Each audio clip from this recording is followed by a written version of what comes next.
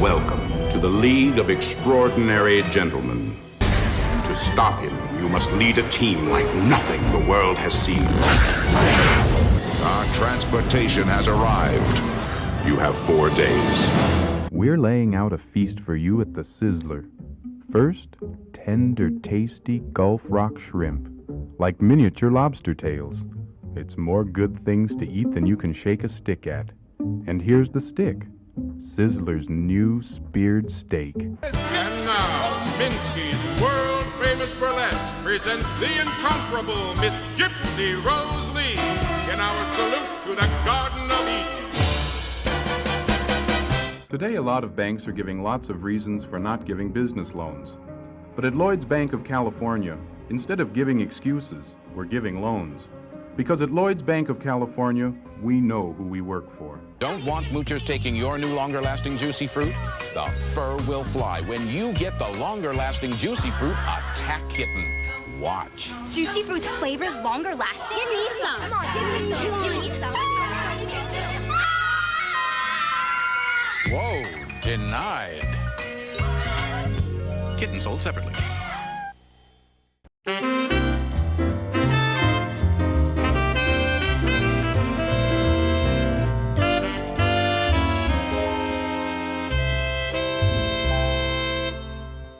If you watch a lot of TV and movies, you've probably heard this man's voice. He has one of the most recognizable voices in entertainment. He has worked on films like The Mummy, Land of the Lost, Happy Feet 2, Garfield, Star Trek, Babe, The Lion King, Lilo and Stitch. He's a dear friend of mine, Daamen Krall. Daamen Krall. Hey, David. How are you? It's good to see you. Oh, you too, Daamen. Even if it's just electronically. I know. This is living in the Twilight Zone for sure. Oh my God. I don't know.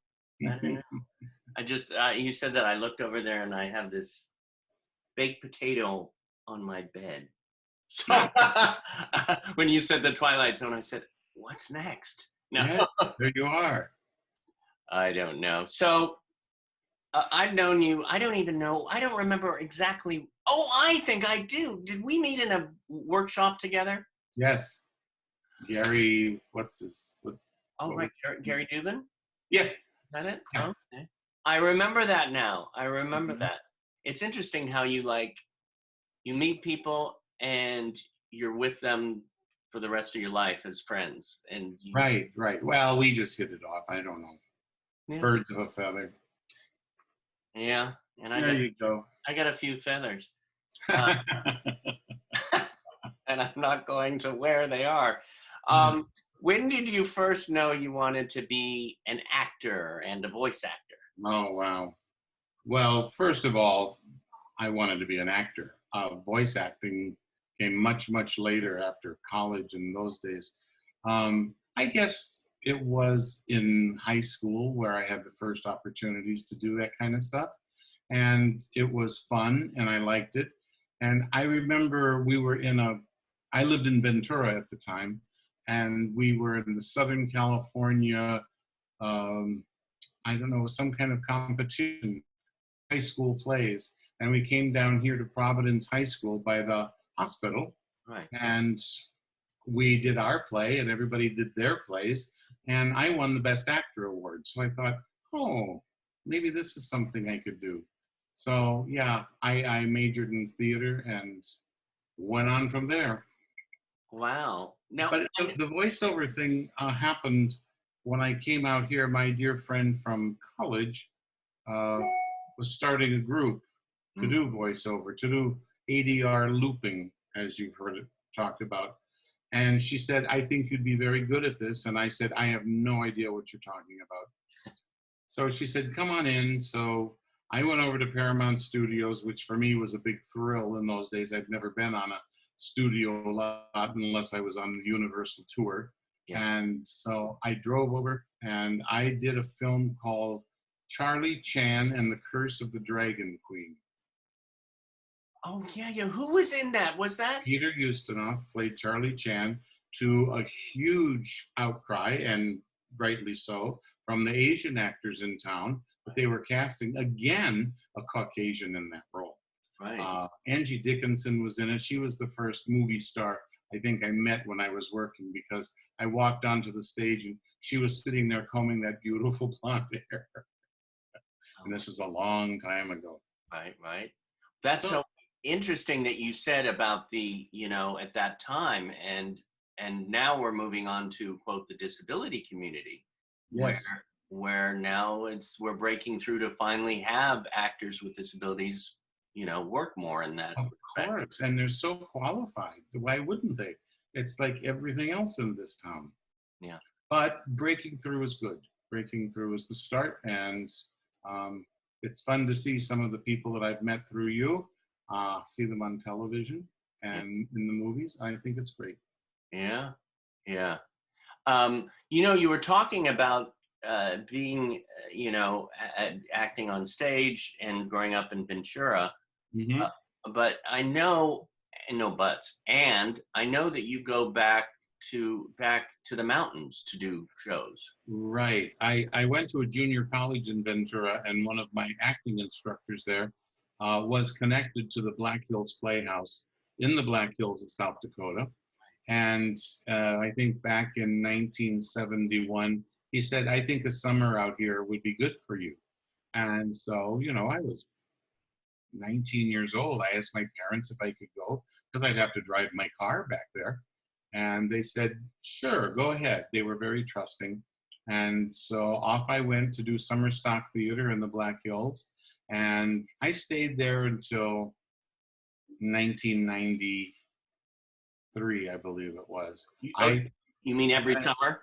Every summer, except for there were a few in-betweens that I couldn't go because I was trying to get my career started out here. I think about 7 years I didn't go.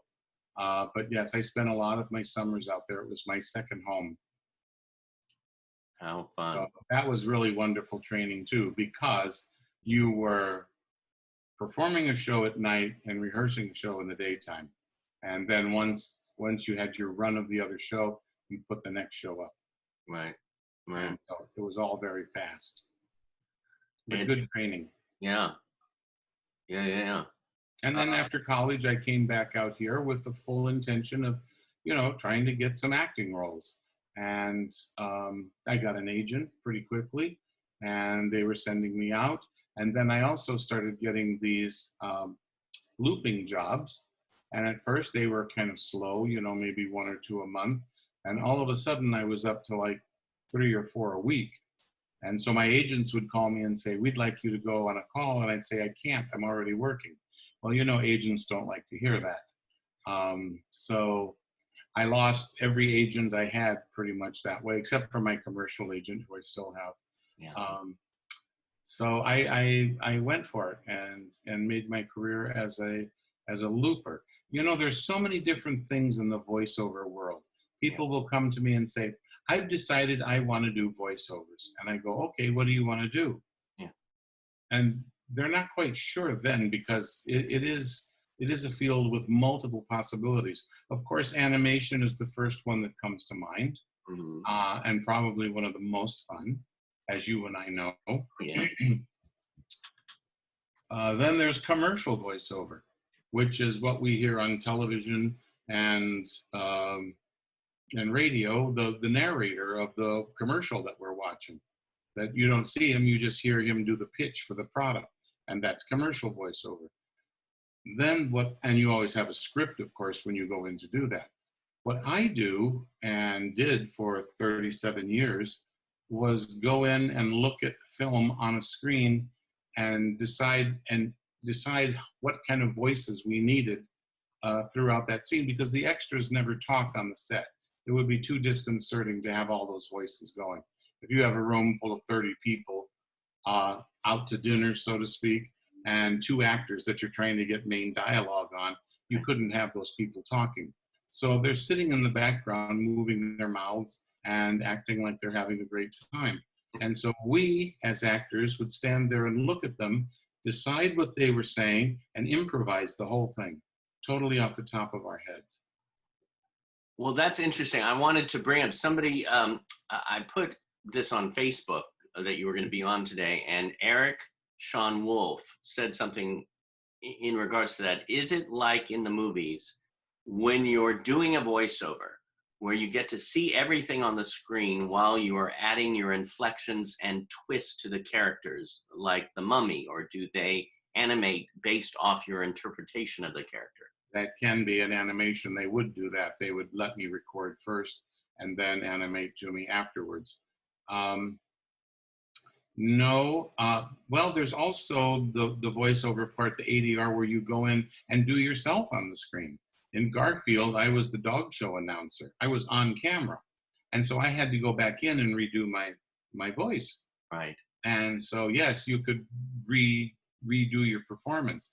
But a lot of times, and this was especially true back in the older days of television, 80s and early 90s, they would go on location to a place. Say they'd go to Atlanta, Georgia, and they'd shoot a segment, and they'd come home, and they would have hired an actor there for an under 5. And, you know, here he'd be a great big burly guy and had a voice up here like this, which is, you know, not uncommon. It's the way people are. And that's not what they wanted. So they would come back here, hire someone like me with a deeper voice, and I would go in and redo his performance. Oh, wow. So that's another way of doing ADR and looping, is Right. replacing dialogue. ADR means automated dialogue replacement. Now, is that same like with My Fair Lady when they had somebody else sing the songs for Audrey Hepburn? No. When they had Marnie Nixon sing those songs, she pre-recorded all of that stuff. Okay. And then on the set, Of course. she would get Audrey would get the playback and mimic or sing right along with Marnie, probably singing out loud to get the look and feel of really singing. Right. Right. So, yeah, I mean, when they're shooting a musical, they have to pre-record all of that Of stuff, course. and then may go back and re-record it again to have perfect control and get exactly the performance they want. Yeah. The Yeah. film, the picture might add some subtle nuance that wasn't in the original pre-record, and so they want to put that in now, and so they'll go back and re-record the song. One of the films that I'm most proud of is Hyde. So, have you, I don't know, been with anyone before? Sure. I mean, not like this over the internet, but when I was young in school, after I'd been with someone, I decided to tell my mother. So I looked her straight in the eye, and I said, "There's something you should know about me." How did she take it? She said very cautiously, "That's not right. You're not supposed to do that. Please don't ever do that again." And I remember the look on her face, and I knew right then that I had to hide everything. My thoughts, my questions.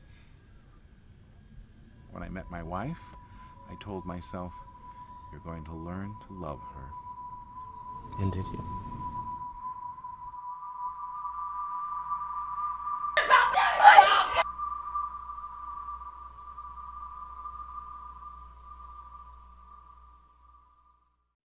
Yes. You and I did together. And I remember that time afterwards. It was the first time in this big room that I guess ADR, that's what I was. That's what you were doing for your character.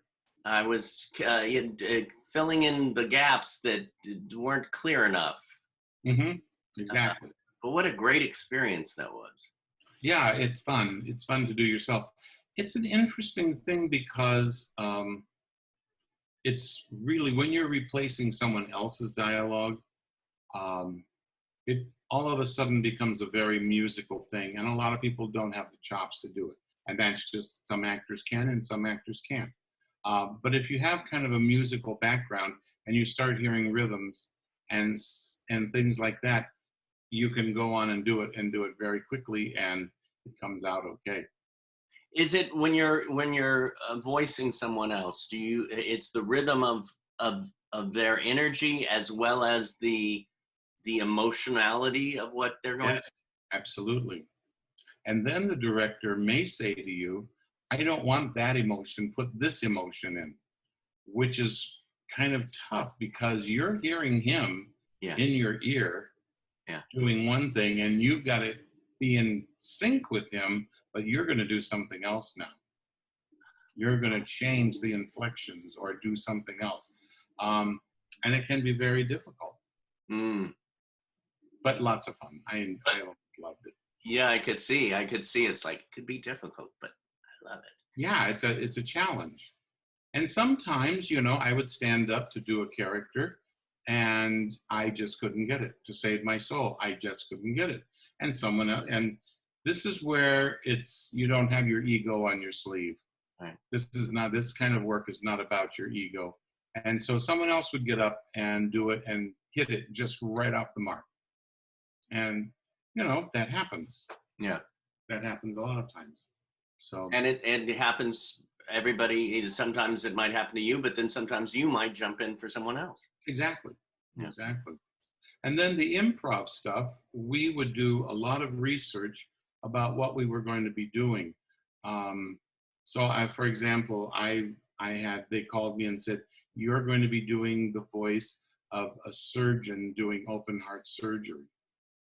Oh, wow. So I had to call people and find out.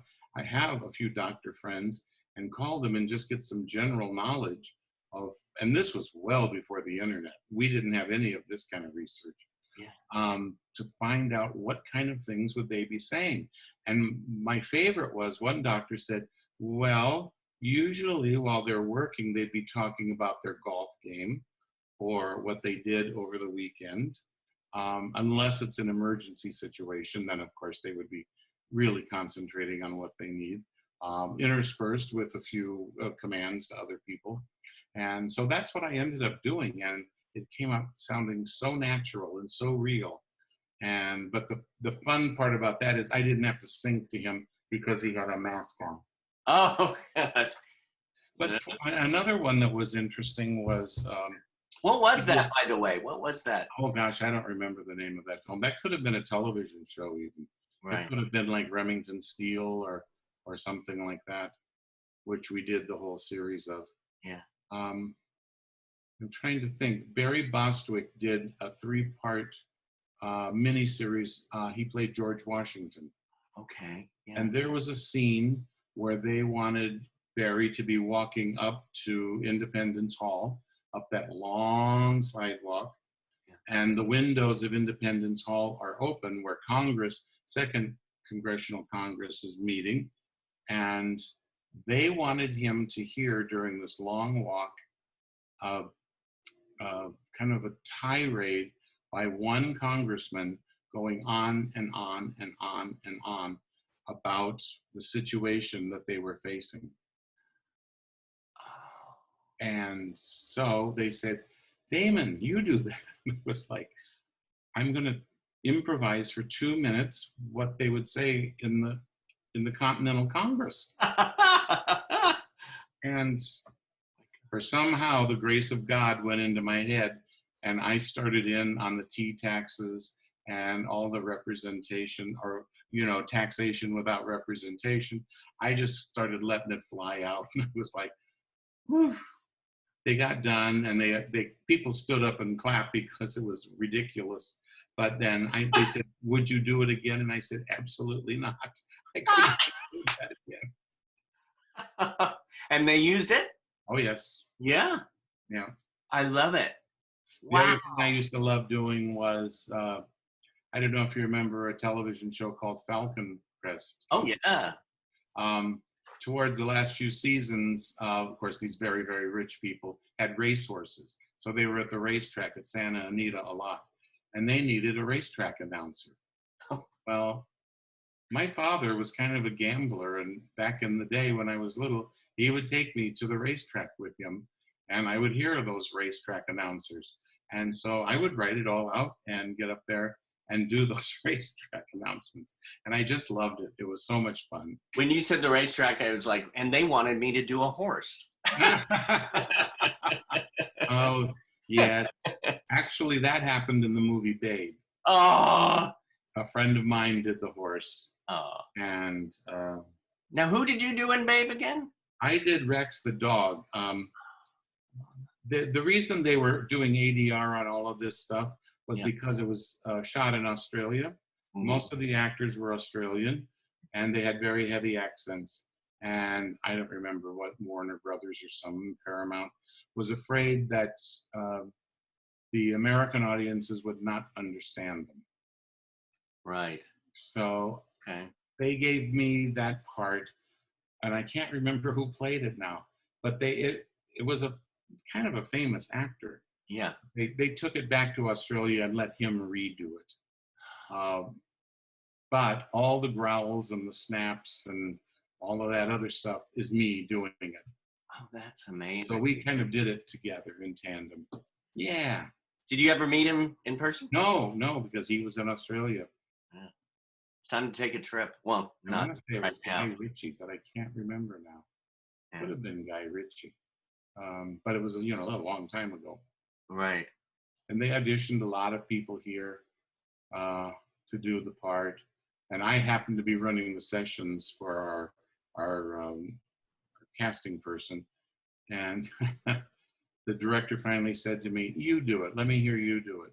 So I did it. And he said, "You're cast. You're doing it." That's like, well, that's easy. That's easy. Cast myself, right? Mm-hmm. That's good.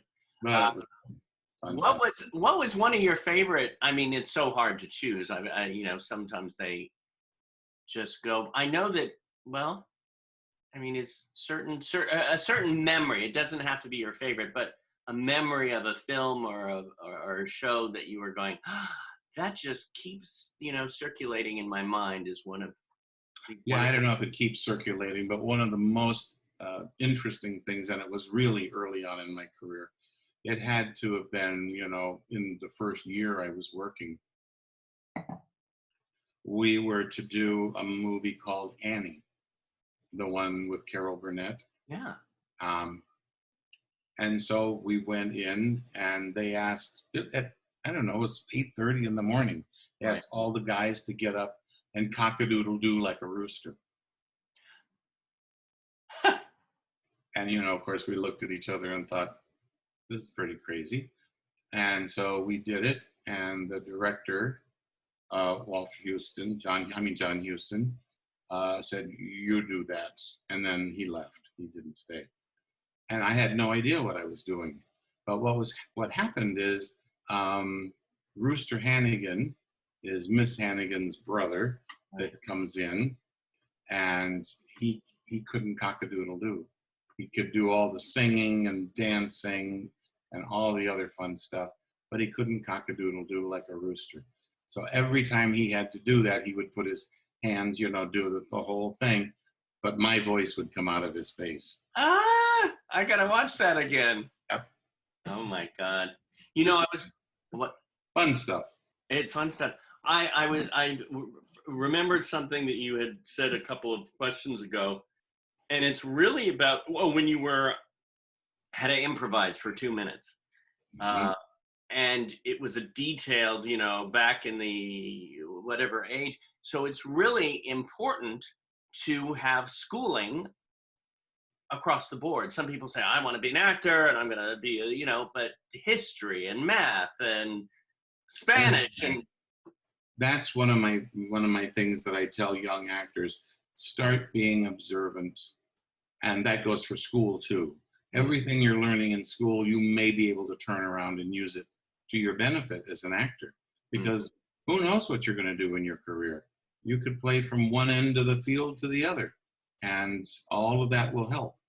And even if you don't remember it, you at least know where you can go find it. Right. And just to have that embedded into you, the levels of history and I always found it very important. That was, the one thing and just be observant. Everything that's happening around you, you never know when that's going to turn around and go, oh, wow, I remember seeing that. It was a fight somewhere, and I just watched it. Right. Odd things. Watch people. Right? Watch people learn from everybody. That's what you're going to be doing, creating those characters. Well, I have to say, two of my favorite pieces that I've worked on, projects, were done, both of them were with you. One was Hyde, Mm-hmm. and the other one was Heavenly Peace. I know. I love that. That's still one of my favorites. You too. Yeah. Oh, well, here's my, Oh. Yeah. what do you call that? Mouse pad? Yeah. Yeah. Oh, I love it. I wish he would do some more for us. I know, right? Yeah, I know. He's so busy. Oh, he's busy. He's busy. Andreas is amazing. And I was talking to Minerva the other day, and she was talking about this for the first story that she ever wrote, and it was about balloon people. And I was going, wait a minute. I mean, that's amazing short story that you can have these different faces and these balloons talking to each other. I said, Andreas, that's your next short. Exactly. Oh, I wish he would do something. That would be, he's so talented and he's fun to work with. Yeah. Yeah. And you're fun to work with. Oh, I love working with you. What color balloon would you want to be? Blue. What shade? Because I want blue too. Okay, then I'll do red. No. You could do royal blue. I'll do the light blue. Oh, that's baby blue. Oh, okay. Oh gosh. Yeah. Yeah. No, I really, that Heavenly Peace was, now I could say I have a Christmas movie. Yes. Yeah. And it's a good one. Yeah, it really is. It's really is. So if you haven't seen it, check it out. Is it on YouTube? It is on YouTube. Yeah, good. It's on YouTube, so you'd see it there. And then, of course, there was the famous where I worked on Prince of Tides. Tell us about working on the Prince of Tides with Barbara. Yes. She was the director. No. And she was there. And it was very interesting because there were a cohort of people just around her doing stuff all the time, like assistants and whatever. And we were told we were not to call her Barbara, we were to call her Miss Streisand, and that we shouldn't look her directly in the eye when we talked to her. And what else? That we shouldn't talk unless spoken to. Wow. So I was sitting there and we started working on the film, and I thought, gee, from what they've told us, that's not her. She's very outgoing, very wonderful, very friendly, very appreciative. I mean, you could get up and fall on your face and she'd stand up and clap for you. It was just really, really wonderful. I don't, if you remember the movie, there's a really horrible scene where the children are raped. And there was this big lumbering guy that was one of the rapists that she wanted me to do the efforts and the voiceovers for. And she cleared the room. She said, this is going to be very difficult work. And I'll work with Daamen alone.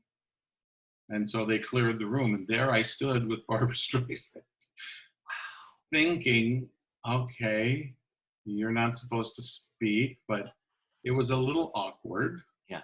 And so I said, well, I'm happy to be here, but I was a little afraid to work with you today.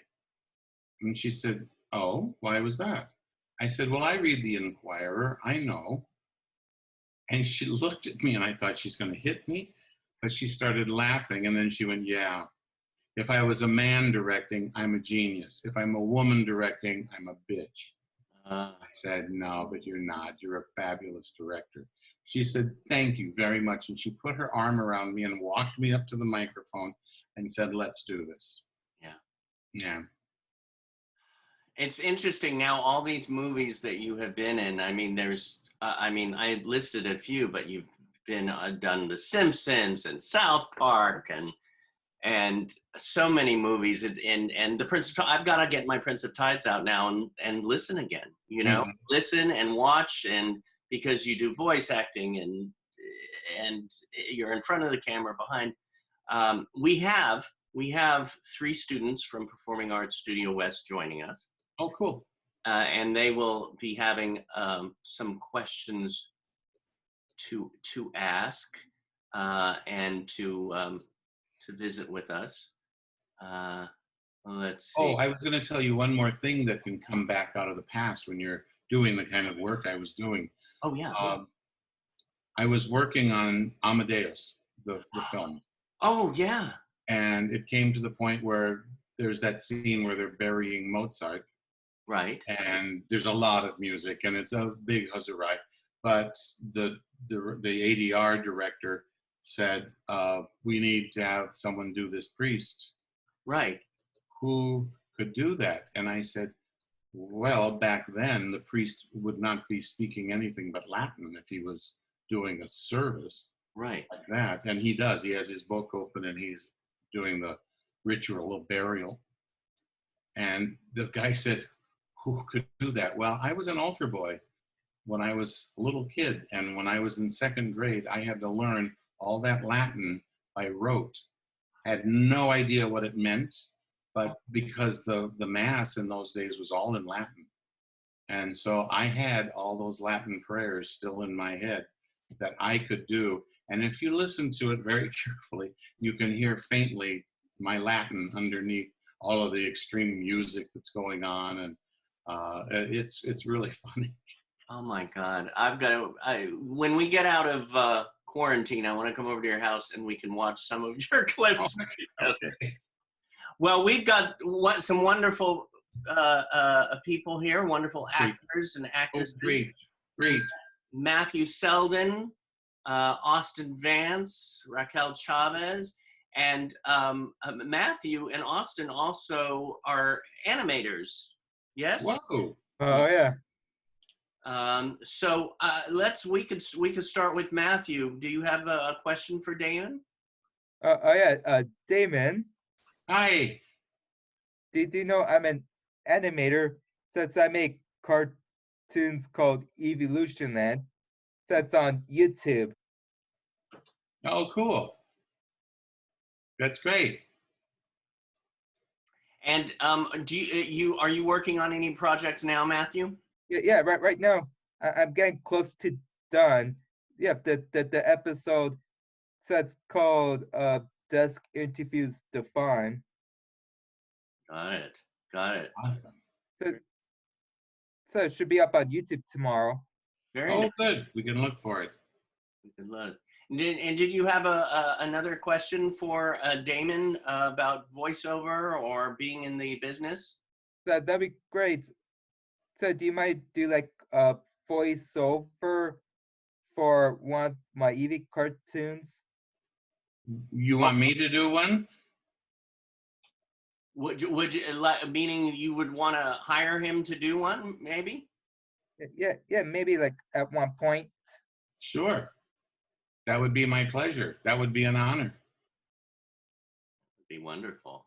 I look forward. Yeah, awesome. Maybe cast got me. a job. I know. What about me? No, Damon's the magic man. No, you're pretty magic too. Oh. No, that would be fun, Matthew. Thank you. All right, let's talk to Raquel Chavez. Hi, nice to meet you, Dave. Hi, Raquel. Hi, nice to meet you. I had a question. Okay. I had a question.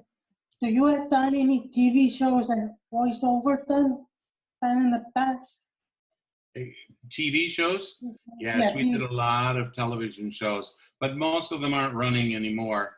That was earlier on in my career. We did, Remington Steele was one of them. Young Riders, which was a Western.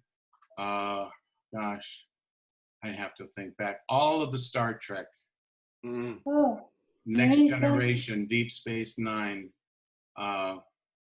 Yes, we did those. Was there, in regards to Star Trek, was there, was it all whenever you went to the different so-called seasons or different actually shows, did they shift a little in tone, or was it all pretty much the same tone? Depended on what you were doing, because within the ships, yes, on the bridge, for example, all of that technical walla, that had to be pretty much the same. Yeah. But then they would land or go to different worlds, and that all had to be adjusted for wherever you were. Right. And then the voices of the Borg. Right. You know, we had, those were processed, of course, but we'd stand there, be maybe several of us doing the voices at the same time. And it would just be, we would just do them in a very slow cadence, and then they would do something to it, and it came out with what you hear in the television show. Right. You really have to have a good ear for this. Yeah. That's why I say it's kind of musical. Yeah. You listen.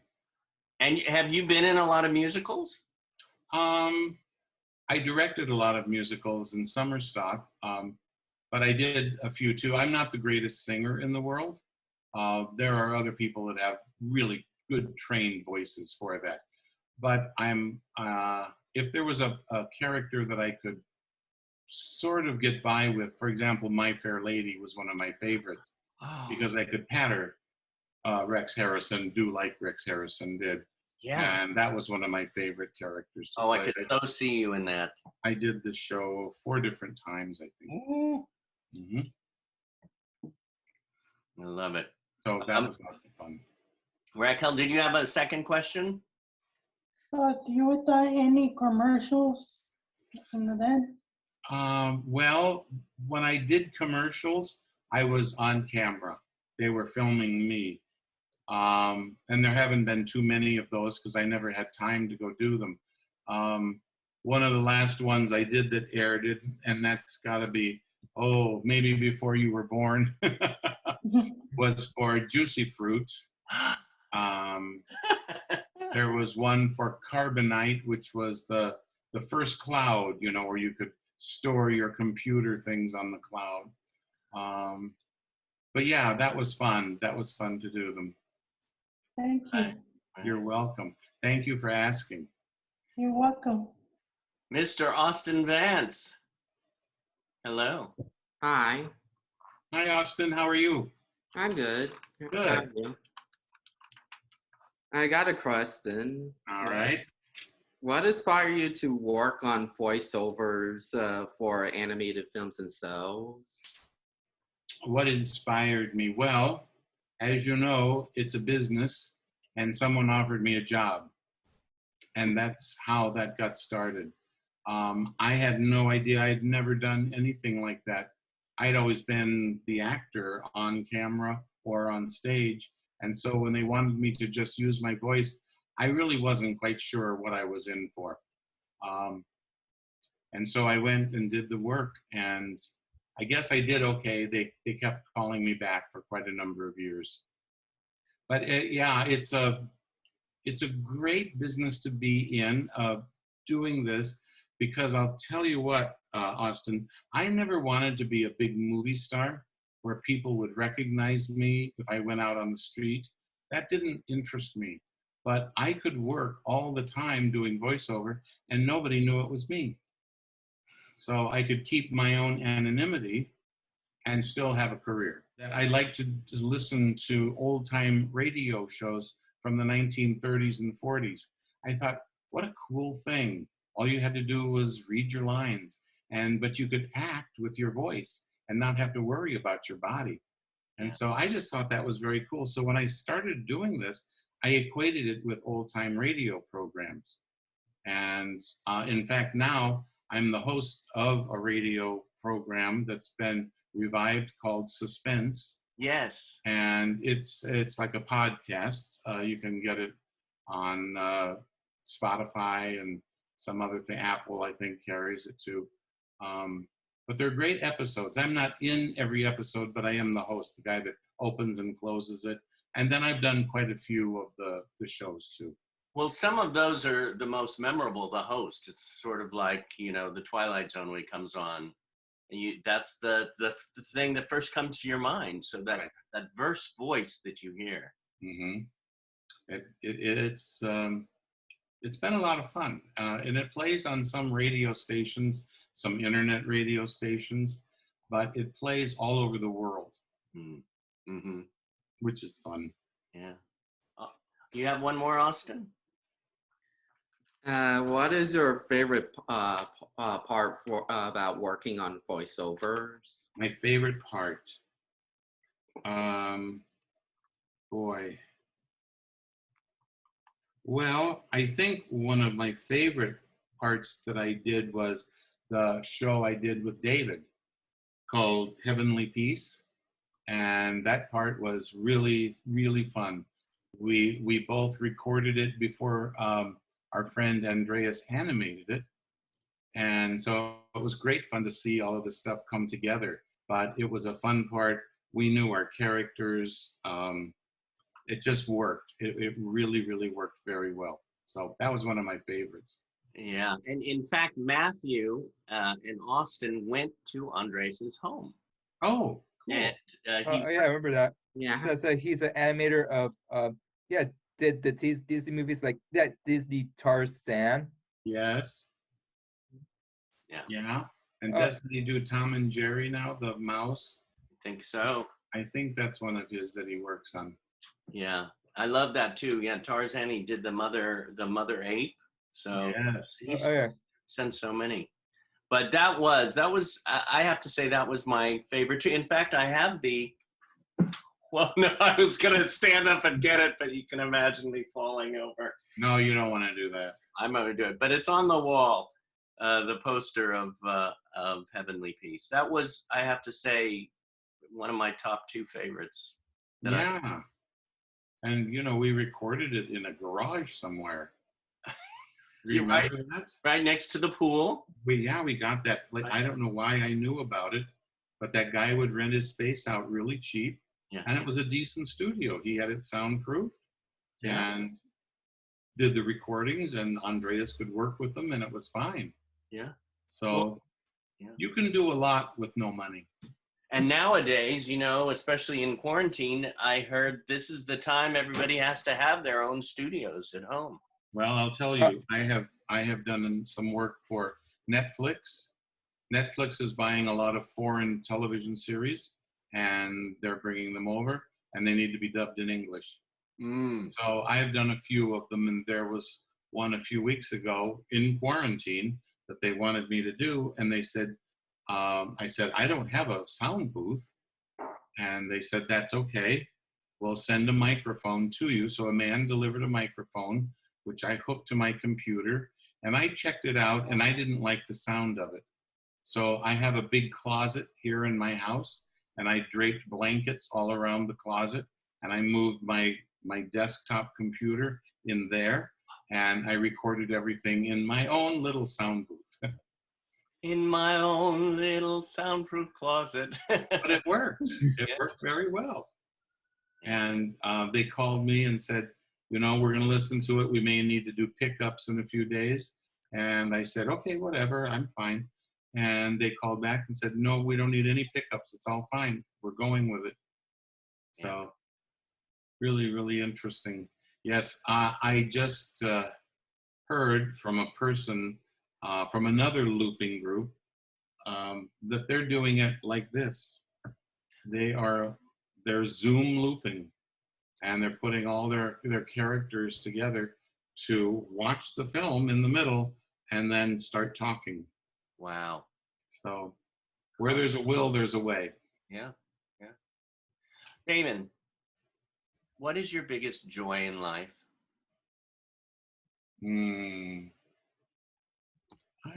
I think doing things for people. I like being able to do things for people. I work for free a lot. But if I find some young person that's getting started and they need me to do something, I like to be able to do that and help them. Because people helped me, that's for sure. And giving back, I think, is a great. Other than that, I like to travel, which I can't do now. Right. I can't go anywhere. Well, So that's okay. soon, hopefully. Soon we'll be out of this. Well, thank you, Matthew and Austin and Raquel, for being here. You're welcome. Bringing in You're welcome. questions. Thank you, Matthew and Austin and Raquel. You're welcome. You're welcome. Damon, thank you. It is, I use this word, but it's so true. You are a true blessing to have as a friend. Oh, bless your heart, as you are. Thank you. Come inside, my friend. He knows your future, too. Ladies and gentlemen, welcome to the dog show. Ladies and gentlemen, this is amazing. Okay, all right. Music, you idiot! How much is it? Oh, please. Oh, come on, just one big thing. What's the point of spending that much money on non-durable goods? Non-durable goods? Yeah, it won't even last 3 years. It'll last you decades. Exactly. It'll outlive me. Gordon is in my employ. You assured me she could be trusted. Fortunately for both of us, I decided to run my own security chain. The money has been wired to your offshore account, Mr. Harris. But if you expect us to continue working together, might I suggest that you screen your partners more carefully? Dispose of them.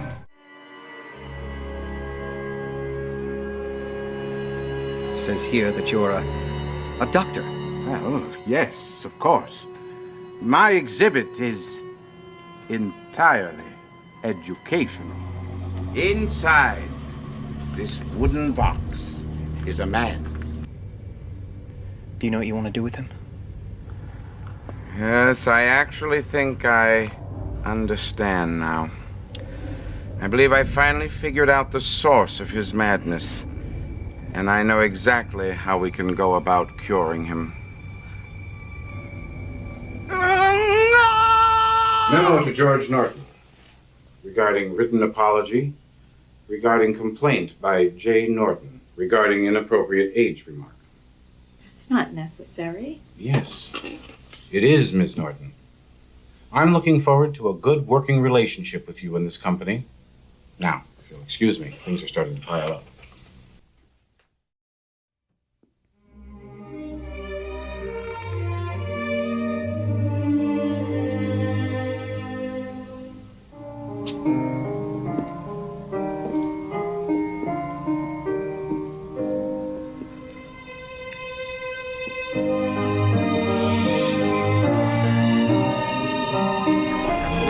Perhaps, gentlemen, we will see you again soon.